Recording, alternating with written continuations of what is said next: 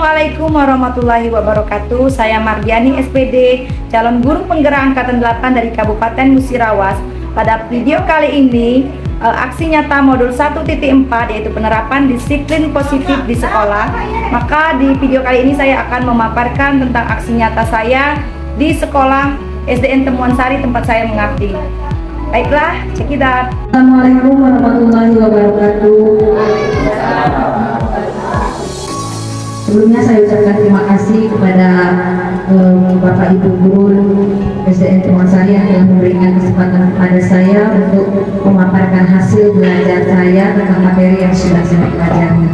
Yang saya hormati Ibu Kepala Sekolah Ibu Hermawadini, yang saya hormati rekan guru Bapak Ibu SDN Temuan Sari, dan juga di sini saya Mardiani SPD selaku calon guru penggerak angkatan 8 Kabupaten Musirawas ingin menyampaikan tentang materi apa yang sudah saya pelajari dan dengan harapan nanti bisa diimplementasikan di sekolah kita tercinta yaitu SDN Temuan Sari.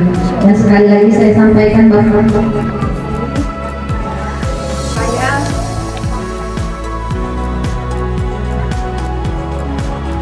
kan berarti saya memiliki merasa bahwa diri saya lebih baik dari teman-teman yang lain. Bukan berarti juga di sini saya bermaksud untuk menggurui Bapak Ibu, tidak sama sekali ya Bu, terutama Bapak Ibu guru yang senior. Sekali lagi saya ingin menyampaikan apa yang telah saya dapatkan di pendidikan guru penggerak dengan harapan akan membawa manfaat bagi sekolah kita tercinta SDN Temuan Sari ini. Nah, di sini kami belajar sudah sampai pada modul 2, dan di sini yang akan saya paparkan yaitu hasil dari modul pertama. Di modul pertama itu di modul 1.1 itu yang kami pelajari adalah tentang filosofi pembelajaran menurut Ki Hajar Dewantara. Jadi di sini dijelaskan bahwa kita sebagai guru itu seperti petani dan anak-anak itu diibaratkan tumbuh-tumbuhan. Kita ambil contoh perbandingannya, ketika kita seorang petani mendapatkan bibit tanaman, maka bibit tanaman itu berbagai macam bentuknya. Ketika bibit itu adalah bibit jagung, maka kita tidak bisa memaksakan untuk menjadi adi. Jadi bagaimana caranya bibit jagung yang kita dapatkan itu bisa kita tumbuhkan untuk menghasilkan jagung yang bagus. Jadi bagaimana kita menuntut tumbuhan tersebut dengan cara memperbaiki kondisi tanah, memelihara tanaman tersebut, memberikan pupuk, membasmi ulat-ulat dan jamur, sehingga tanaman yang kita tanam tadi akan berhasil tumbuh seperti yang kita harapkan. Jadi itu filosofi Ki Hajar Dewantara tentang murid dan guru. Di sini pembelajaran itu berpusat pada murid. Kita mempelajari tentang karakter murid tersebut, potensi apa yang dimiliki murid tersebut. Nah, dengan cara seperti itu nanti kita akan tahu kita di sini bersikap seperti fasilitator. Fasilitator yaitu hanya mengarahkan bagaimana murid tersebut, potensi apa yang dimiliki. Nah, kita menuntun murid tersebut untuk tetap menjadi dirinya sendiri dengan menuntun anak tersebut, dan kita mengikuti kodrat alam dan kodrat zaman anak tersebut. Kodrat alam di sini maksudnya potensi atau kelebihan yang dimiliki anak tersebut kita arahkan bagaimana supaya dia bisa mengembangkan diri dia dan potensi yang dimiliki, tetapi tetap mengikuti perkembangan zaman yang ada. Jadi kita tidak merubah anak tersebut, hanya kita mengarahkan anak tersebut sesuai dengan potensi yang dia miliki. Jadi itu yang disebut dengan pembelajaran yang berpusat pada murid. Kita mempelajari karakter anak tersebut, kebutuhan apa yang dibutuhkan, itu yang kita berikan sebagai guru. Dan di modul kedua itu yang kami pelajari adalah tentang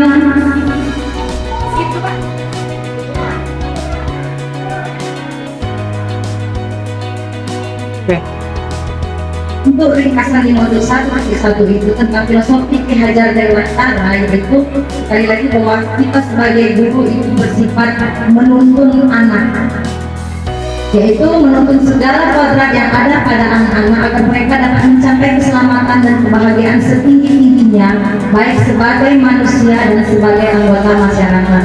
Harapannya pendidikan yang kita berikan di sekolah ini akan dibawa oleh anak tersebut setelah sampai mereka bisa menjadi manusia yang seutuhnya sebagai anggota masyarakat. Nah, di modul 1.2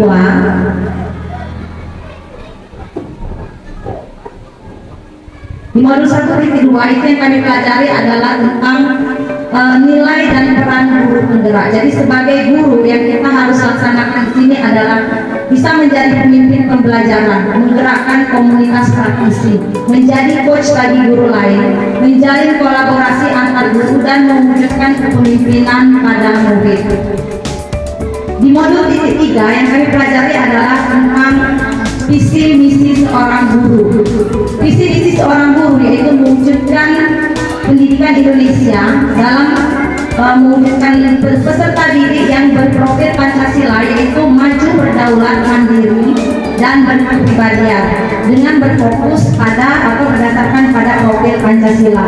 Dan untuk profil Pancasila itu sendiri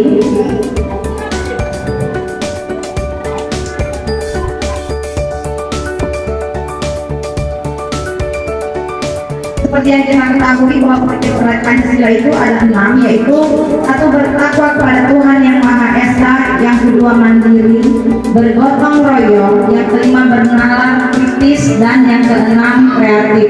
Jadi di sini kita sebagai guru ketika akan bersama-sama dengan kepala sekolah mewujudkan atau membuat sekolah, jadi harus berdasarkan profil Pancasila ini.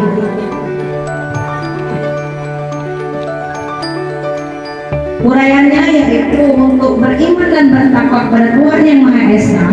Pelajar Indonesia yang beriman bertakwa kepada Tuhan Yang Maha Esa dan berakhlak mulia adalah pelajar yang berakhlak dalam hubungannya dengan Tuhan Yang Maha Esa, yang memahami ajaran agama, kepercayaan, serta menerapkan pemahaman tersebut dalam kehidupan sehari-hari, yaitu berakhlak beragama, memiliki akhlak pribadi yang baik, berakhlak juga kepada sesama manusia, dan juga berakhlak kepada alam dan juga negara.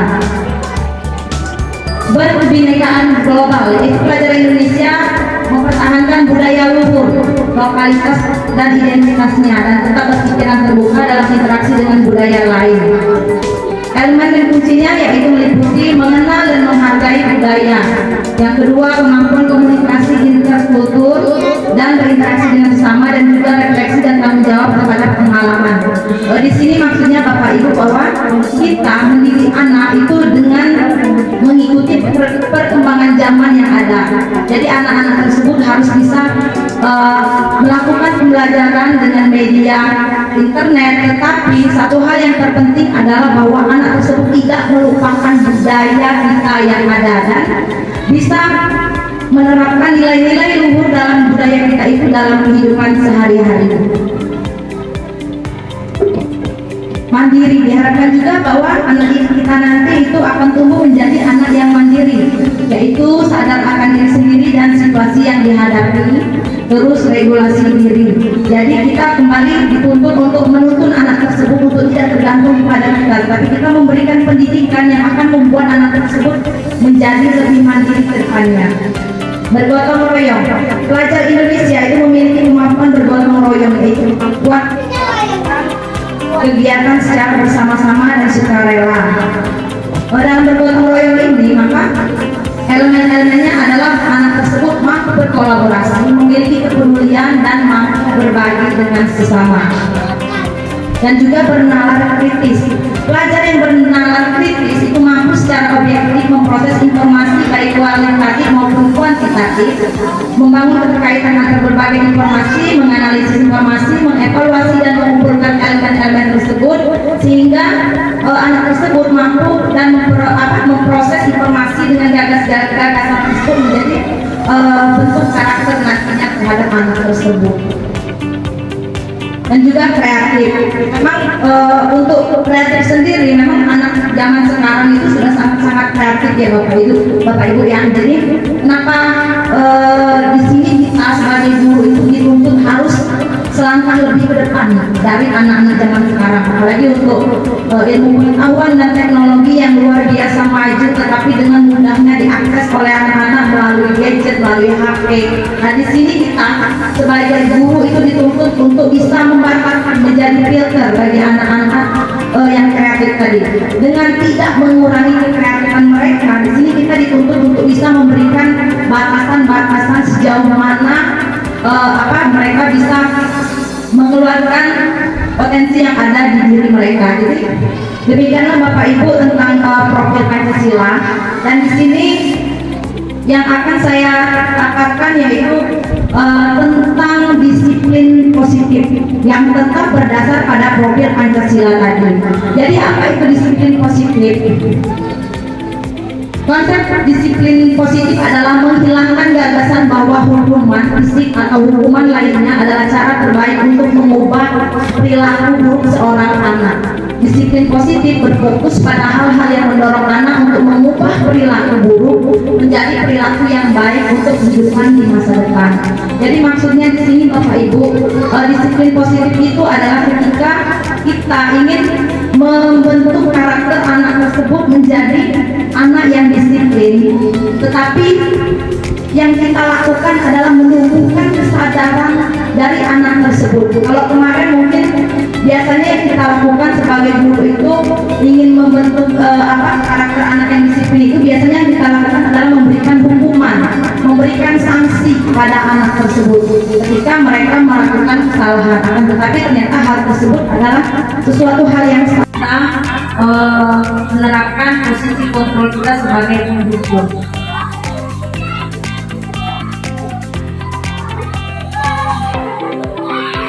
Jadi intinya Bapak Ibu, di sini kita sebagai guru itu menerapkan disiplin kepada anak hanya dengan metode menghukum. Ketika anak melakukan kesalahan kita menghukum.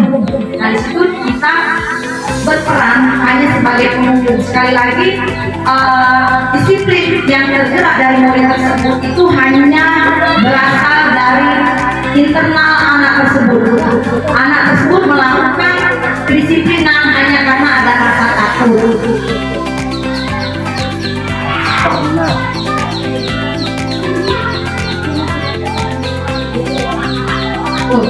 Dampak positif menghukum yaitu anak menjadi dendam, ya, anak menjadi dendam, anak menjadi marah, dan kadang-kadang anak tersebut malah benci kepada kita.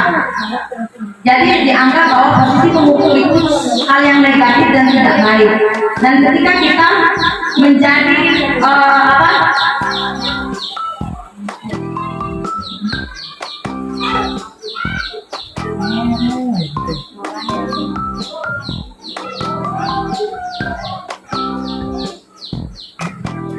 baiklah, untuk yang kedua yaitu ketika kita memposisikan kita sebagai untuk membuat merasa bersalah. Jadi di sini ada hal positif dan ada hal negatifnya juga ya Bapak Ibu. Ketika kita contohnya nih seperti ini.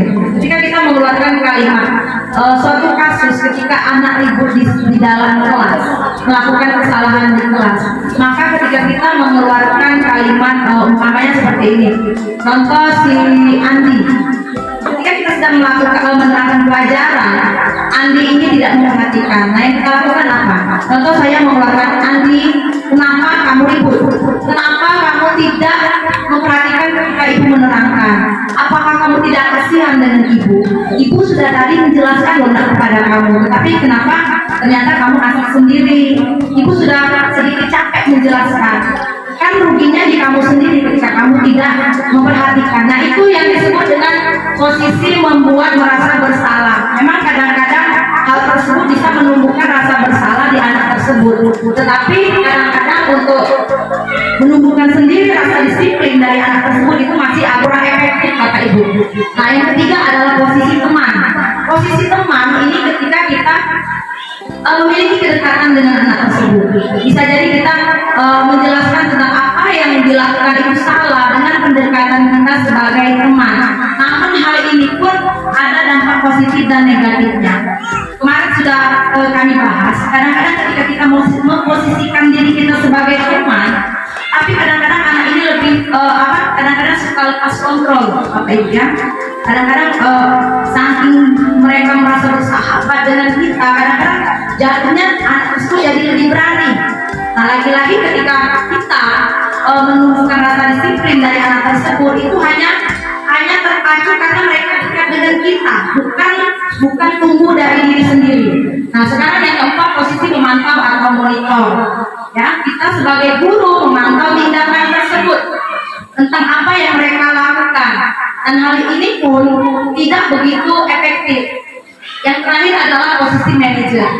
Posisi manajer yaitu ketika kita bisa memantau anak tersebut tentang apa yang dilakukan, kita bisa memposisikan sebagai teman juga, kita bisa memanage dan mengatur tentang perilaku anak tersebut, maka kita bisa menentukan sikap apa, langkah apa, atau metode apa yang akan kita ambil terhadap anak tersebut. Sekali lagi Bapak Ibu, untuk saya menurut pandangan saya bahwa setiap anak itu memiliki karakter masing-masing, memiliki kelebihan dan kekurangan masing-masing, potensi masing-masing. Jadi kita sebagai guru itu dituntut untuk bisa memanage anak tersebut, mengenali karakter anak tersebut. Beda anak, beda metode yang kita gunakan, beda anak, beda cara kita menghadapi anak tersebut. Bagaimana ketika mungkin satu anak itu hanya dengan kata-kata akan menunjukkan bahwa kita marah atau tidak suka, anak yang mengerti. Tapi ada juga beberapa yang kita ingatkan berkali malah masih tidak mengerti. Nah, di sini kita bertindak sebagai, memposisikan kita sebagai manajer, yaitu memanage atau mengatur tentang apa yang kita lakukan terhadap murid yang kita hadapi, sehingga murid tersebut bisa menumbuhkan rasa disiplin dari dalam diri mereka masing-masing. Sini untuk yang terakhir yaitu sebuah segitiga restitusi. Segitiga restitusi ini bisa juga kita terapkan untuk menumbuhkan disiplin positif di sekolah kita, yaitu melalui tentang menumbuhkan karakter baik tersebut, membiasakan karakter baik tersebut dimulai dari anak. Yang pertama yaitu validasi tindakan yang salah, terus menanyakan keyakinan dan menstabilkan identitas. Jadi menanyakan keyakinan, ketika kita sudah memiliki keyakinan kelas, ketika kita sudah memiliki peraturan sekolah atau keyakinan yang kita buat bersama anak-anak, ketika anak tersebut melakukan kesalahan, hal pertama yang kita lakukan adalah dengan menanyakan, apa yang kamu lakukan itu apakah bertentangan dengan keyakinan kelas, ataukah sudah benar seperti yang kita sepakati dalam keyakinan kelas. Jadi itu kita tanyakan kembali ke anak tersebut, Bapak Ibu. Jadi hal tersebut kan membuat anak berpikir tentang apa yang dilakukannya. Yang kedua, menstabilkan identitas. Karena begini, ketika anak melakukan kesalahan, kita jangan langsung memojokkan anak tersebut. Kita tidak langsung satu pihak menyalahkan, tetapi kita membuat pertanyaan-pertanyaan dengan cara seperti, oke lah Nak, setiap orang itu biasa melakukan kesalahan. Kenapa kamu melakukan hal tersebut? Jelaskan apa yang membuat kamu melakukan ini. Jadi kita sebagai guru itu tidak langsung menjudge anak tersebut atau memojokkan anak tersebut ketika dia melakukan kesalahan. Nah, yang ketiga yaitu validasi tindakan yang salah. Di sini dijelaskan juga salah satu kalimatnya, yaitu ketika anak melakukan kesalahan kita tanya, kamu pasti punya alasan kenapa kamu melakukan tersebut. Kenapa? Apa hal yang memotivasi kamu sehingga kamu marah? Seperti kasus kemarin yang sudah saya terapkan di dalam kelas. Ketika seorang anak itu melakukan kesalahan, jadi ada seorang anak yang berkelahi di dalam kelas. Saya panggil anak tersebut dan saya mencoba menerapkan segitiga restitusi dalam menyelesaikan permasalahan di dalam kelas. Hal pertama yang saya lakukan adalah yang saya tanyakan, apakah kamu tahu apa yang kamu lakukan itu adalah salah? Itu termasuk dalam pertanyaan menanyakan tentang keyakinan kelas. Apakah kita sepakat bahwa apa yang kamu lakukan itu benar atau salah? Di situ anak menjawab, Bapak Ibu, ya Bu, saya salah. Kembali kita lakukan lagi pertanyaan. Sekarang gini, oke, kenapa kamu melakukan kesalahan? Tapi kenapa kamu melakukan hal tersebut? Apa yang mendorong kamu? Ternyata mereka bilang, gini loh Bu, tadi itu saya berkelahi ketika si Rafael berteriak-teriak kepada saya. Saya tanyakan kembali, kenapa Rafael berteriak-teriak? Saya hanya ingin mengingatkan supaya jangan berkelahi di dalam kelas. Nah, hal tersebut. Jadi kembali saya tanyakan lagi, kenapa kamu berkelahi? Alasan apa? Nah, itu sudah termasuk dalam validasi tindakan yang salah. Ditanyakan lagi, Bu, kamu tahu nggak sih? Kamu sadar nggak sih apa yang kamu lakukan salah? Nah, dengan cara tersebut, Bapak Ibu, anak-anak sudah berpikir. Anak kan kembali berpikir,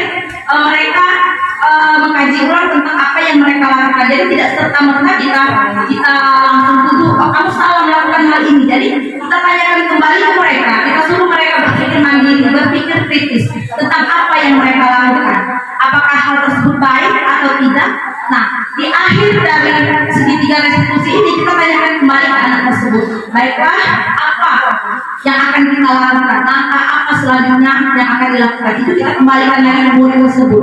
Nah, itu kan memancing mereka untuk berpikir kritis, berpikir mandiri tentang kesalahan yang mereka perbuat, bagaimana cara untuk memperbaikinya. Nah, dengan cara seperti itu, mudah-mudahan anak-anak tersebut akan menyadari apa yang mereka lakukan adalah salah dan tidak akan mengulangi, karena mereka ikut mencari solusi atau jalan keluar dari permasalahan yang mereka hadapi. Baiklah Bapak Ibu, demikianlah salah satu metode atau pendekatan disiplin positif yang bisa kita lakukan di sekolah, dengan harapan akan membawa kebiasaan-kebiasaan baik di dalam positif di dalam sekolah, sehingga kita sebagai Bapak Ibu guru di masa yang sekarang ini bisa benar-benar mewujudkan profil pendidik Pancasila dengan memiliki siswa atau murid-murid yang memiliki perilaku dan karakter yang baik, yang menjunjung tinggi nilai dan kebudayaan, dan kita sebagai guru bisa menerapkan metode pembelajaran yang berpusat pada murid, menerapkan segala visi misi sekolah yang ada di sekolah kita ini, supaya sekolah kita ini menjadi sekolah yang benar-benar memiliki kemerdekaan belajar, sehingga murid itu bisa menjadi betah di sekolah, motivasi belajarnya tinggi, keinginan untuk bersekolah itu tinggi. Jadi mereka ketika di rumah akan berangkat ke sekolah itu memiliki motivasi yang luar biasa untuk belajar dan berada di sekolah. Mungkin hanya itu Bapak Ibu yang bisa saya sampaikan untuk apa yang saya pelajari di modul 1.1 di guru pendidikan guru penggerak. Demikianlah, terima kasih untuk segala kerjasama dan perhatiannya Bapak Ibu guru dan Ibu Kepala Sekolah. Saya ucapkan sekali lagi terima kasih untuk waktunya, untuk segala perhatiannya. Wassalamualaikum warahmatullahi wabarakatuh.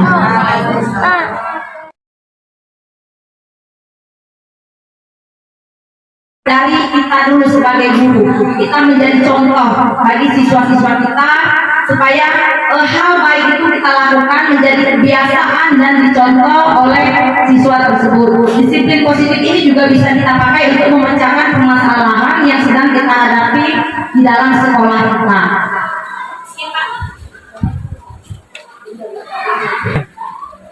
Dan hal apa saja yang bisa kita tumbuhkan untuk menumbuhkan motivasi dari dalam diri supaya bisa menerapkan disiplin positif. Nah, dari sini ini ada 3 teori motivasi dari Diana Gossen dalam bukunya Restituting School in Discipline, yang menyatakan bahwa ada 3 motivasi perilaku manusia. Yang pertama, untuk menghindari ketidaknyamanan atau hukuman.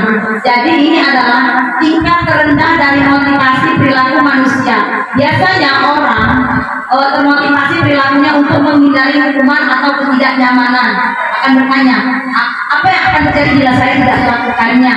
Sebenarnya mereka sedang menghindari permasalahan yang mungkin muncul dan berpengaruh pada mereka secara fisik, psikologis maupun tidak terpenuhinya kebutuhan mereka bila mereka tidak melakukan tindakan tersebut. Motivasi ini bersifat eksternal atau berasal dari luar, sama seperti ketika siswa kita, peserta didik kita itu melakukan sebuah tindak disiplin, tetapi mereka melakukannya hanya karena takut dihukum, bukan karena mereka benar-benar ingin menjadi siswa yang disiplin. Ketika anak tersebut berpakaian rapi hanya ketika ada guru, itu contoh yang sering terlihat, dan ketika ada guru mereka memasukkan pakaiannya, tetapi ketika guru tidak ada kembali mengeluarkan. Nah, di situ Bapak Ibu sudah termasuk dalam motivasi yang pertama, itu hanya untuk menghindari ketidaknyamanan atau menghindari hukuman. Yang kedua, untuk mendapatkan imbalan atau penghargaan dari orang lain, yaitu satu tingkat atas motivasi yang pertama. Di sini orang berperilaku untuk mendapatkan imbalan atau penghargaan dari orang lain. Orang dengan motivasi ini akan bertanya, apa yang akan saya dapatkan apabila saya melakukannya?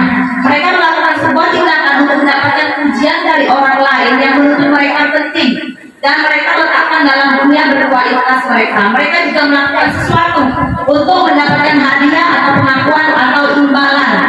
Motivasi ini juga bersifat eksternal atau berasal dari luar. Sekali lagi, bukan tumbuh dari dalam diri anak tersebut. Sama seperti ketika kita mungkin selama ini menganggap benar ketika kita mendorong anak kita sendiri untuk ayo belajar. Kalau kamu udah ranking pertama, nanti kamu akan diberi hadiah ini. Nah, itu termasuk salah satu motivasi dari luar.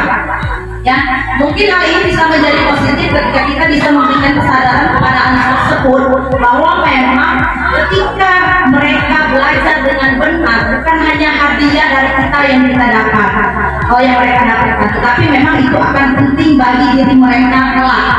Nah, hal itu yang harus kita tumbuhkan, Bapak Ibu. Bahwa kita harus berusaha untuk menumbuhkan rasa motivasi anak tersebut untuk menjadi disiplin itu dengan kesadaran diri mereka sendiri. Untuk ketiga, yaitu menjadi orang yang mereka inginkan dan menghargai diri sendiri dengan nilai-nilai yang mereka percaya.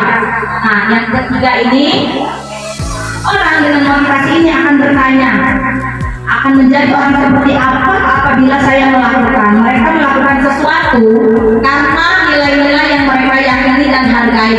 Mereka melakukan karena mereka ingin menjadi orang yang memiliki nilai yang mereka yakini tersebut. Ini adalah motivasi yang membuat seseorang memiliki disiplin positif. Karena motivasi berperilakunya bersifat internal, yaitu berasal dari diri mereka sendiri, bukan dari luar. Karena itu tadi, kalau hanya motivasi atau dorongan dari luar, ketika dorongan tersebut tidak ada, maka mereka di luar orang-orang yang memberikan dorongan tadi, mereka akan melalaikan disiplin tersebut dan menjadi orang yang tidak disiplin.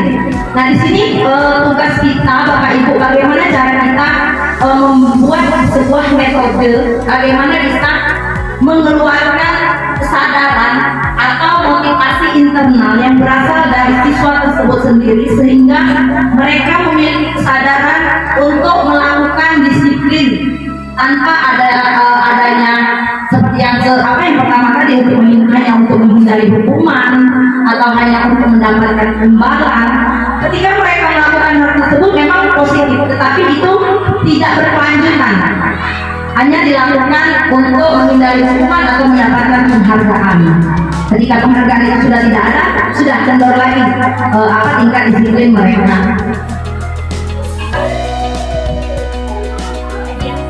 Lanjut.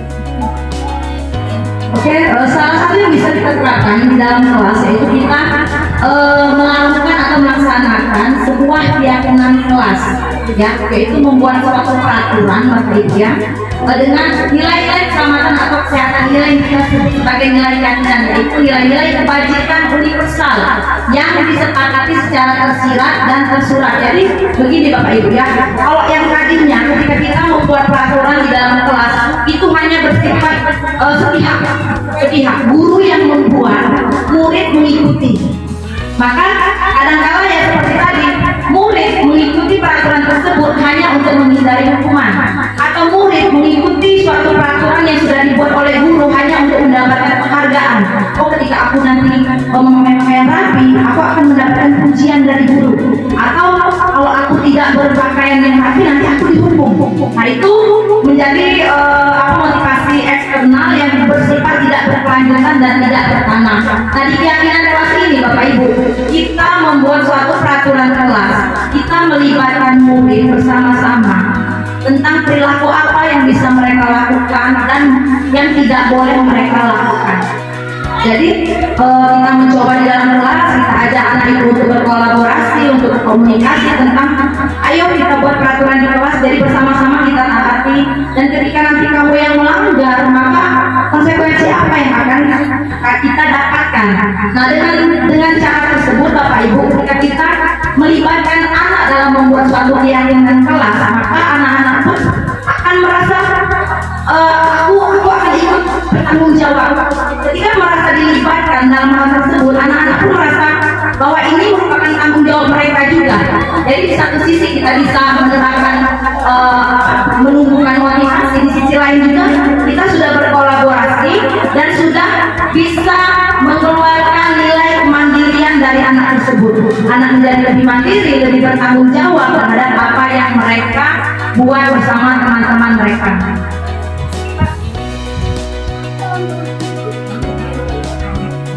di sini juga ada teori tentang 5 kebutuhan dasar manusia. Jadi Bapak Ibu,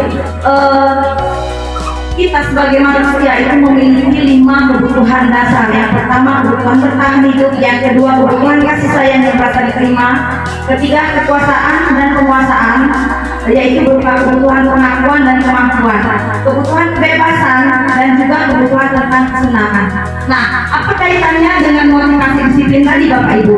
Jadi di sini, ketika anak tadi yang kita arahkan untuk disiplin, tetapi anak tersebut melakukan pelanggaran atau tidak bisa kita disiplinkan. Nah, untuk anak yang tidak bisa disiplin atau melakukan pelanggaran, ternyata anak tersebut memiliki sesuatu hal yang tidak terpenuhi, yaitu dari 5 kebutuhan dasar tersebut. Nah, jadi ketika anak melakukan pelanggaran, bisa jadi seandainya anak itu terus-terusan melakukan pelanggaran. Kita perhatikan, kenapa anak tersebut melakukan pelanggaran? Apa yang kurang dalam diri anak tersebut? Apa yang anak tersebut butuhkan sebenarnya? Apa yang dia inginkan? Contoh kecil seperti yang tadi baru saja terjadi, bahwa ketika seorang anak itu melakukan pelanggaran, ternyata memang anak itu kurang perhatian, kurang kasih sayang dari orang tua. Nah, itu sudah termasuk salah satu kebutuhan dasar yang tidak terpenuhi. Nah, tugas kita sebagai guru di sini adalah berusaha untuk memenuhi kebutuhan dasar tersebut. Maka ketika kita berusaha untuk memenuhi kebutuhan dasar tersebut, kita bisa memilih metode seperti apa sih yang akan kita lakukan untuk bisa mengubah karakter anak ini atau mendisiplinkan anak tersebut dengan mengurangi hal-hal negatif yang atau pelanggaran yang dilakukannya dalam sekolah.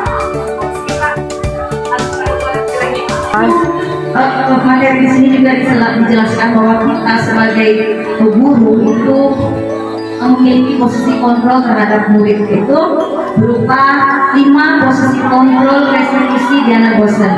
Jika Bapak Ibu kita simak sebentar penjelasan tentang 5 posisi kontrol dari seorang guru.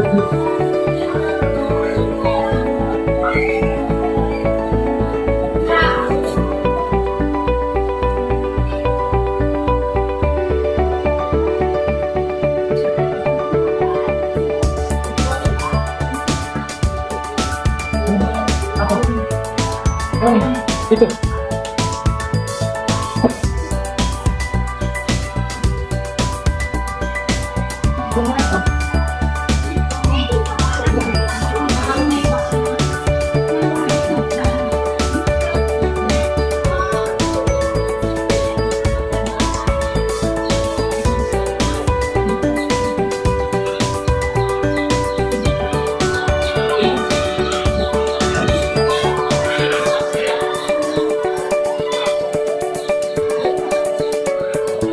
Baiklah, 5 posisi kontrol, yaitu 1 posisi pembunuh, yang kedua posisi membuat rasa bersalah, yang ketiga yaitu posisi sebagai teman, yang keempat posisi sebagai pemantau atau monitor, yang kelima posisi sebagai manajer.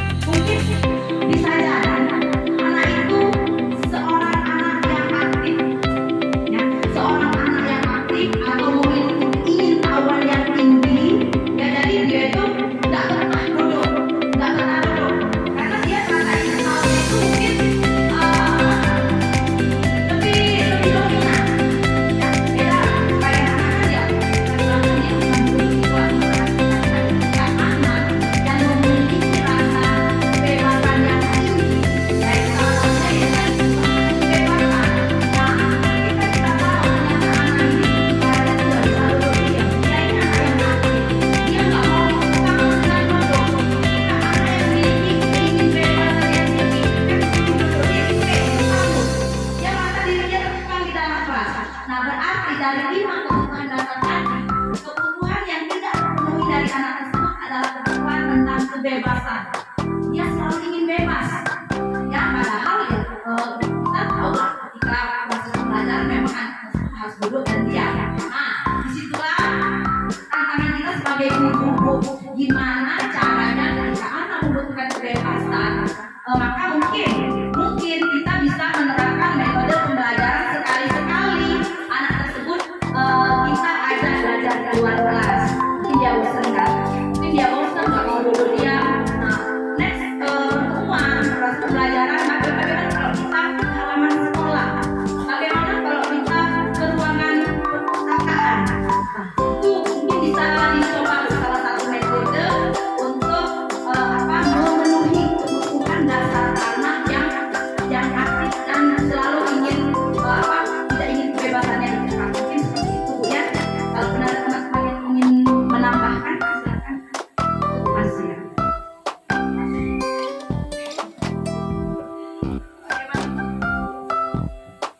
Ya, terima kasih penjelasannya Bu.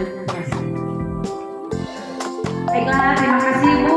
Semoga permasalahan dan solusi yang tadi saya paparkan bisa menjadi salah satu penambah metode dalam proses pembelajaran kita di sekolah kita tercinta ini. Baiklah Bapak Ibu, saya cukupkan untuk hari ini tentang tindakan aksi nyata saya sebagai calon guru penggerak dalam mengimplementasikan apa yang saya pelajari. Sekali lagi terima kasih atas kerjasamanya. Saya ucapkan terima kasih. Wassalamualaikum warahmatullahi wabarakatuh.